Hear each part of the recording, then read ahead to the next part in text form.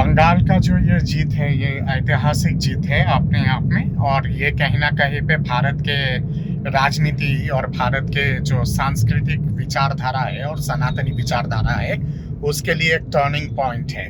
क्योंकि बंगाल में जिस तरह का रक्तपात मचा हुआ था, जिस तरह का कुशासन चल रहा था, रोहिंग्या वाहिनी का जिस तरह का बर्बरतापूर्ण कत्लेआम मचा हुआ था, ये जो आपका संदेश खाली मॉडल, फिर डायमंड हार्बर मॉडल और उसके साथ-साथ आपका जेके मॉडल फलता का, ये कहीं न कहीं पे एक चेतावनी था बंगाल के सनातनी समाज के लिए कि इस बार नहीं तो कभी नहीं। और बहुत अच्छी बात है कि स्वामी विवेकानंद जी की, महर्षि अरबिंदो की भूमि, चैतन्य महाप्रभु की भूमि, नेताजी सुभाष चंद्र बोस, खुदीराम जी की भूमि पे कहीं न कहीं पे पुनः जागरण हुआ है। और आज के डेट में बंगाल ने ये टीएमसी को और उसके जो एक जो वाहिनी है, वो रोहिंग्या वाहिनी और लुंगी वाहिनी, उसको तरी पार करके बंगाल के गंगा सागर के उस तरफ और गंगा के उस तरफ मुर्शिदाबाद से आगे बांग्लादेश की तरफ भगा के भेज दिए हैं।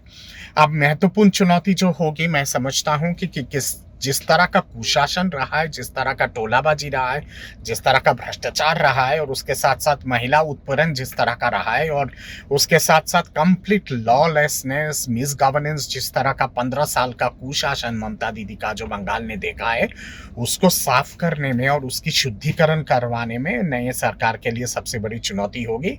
और मैं दावे के साथ कह सकता हूँ कि भारतीय जनता पार्टी की जो नई सरकार जो बनेगी, उसको कम से कम ये सारे गंदगी को साफ करने के लिए कम से कम 1 से लेके 1.5 साल तक लगेगा। और बंगाल जिस तरह से कर्जा में डूबा हुआ है, केंद्रीय भंडार का जो अनुदान जो लौटाना है, जो आज तक बंगाल ने लौटाया नहीं है, लगभग 3,60,000 करोड़ के आसपास कर्जा है। और उसके साथ-साथ स्टेट की जो एक्सचेकर है, वो खोखला हो चुका है। बंगाल की नया सरकार अकेले में इन सब चीज़ों को हैंडल नहीं कर सकती है। हर कदम पे केंद्रीय सरकार की भागीदारी, सहयोग और एक तरह से मदद की ज़रूरत होगी, उसके बिना ये संभव नहीं है। मेरा गुज़ारिश रहेगा केंद्रीय सरकार को और माननीय प्रधानमंत्री जी को कि बंगाल को कृपया करके एक विशेष पैकेज दीजिएगा, आर्थिक पैकेज, ताकि बंगाल का पुनर्निर्माण हो और बंगाल कहीं न कहीं पे एक डेवलपमेंट के रास्ते पे आ पाए।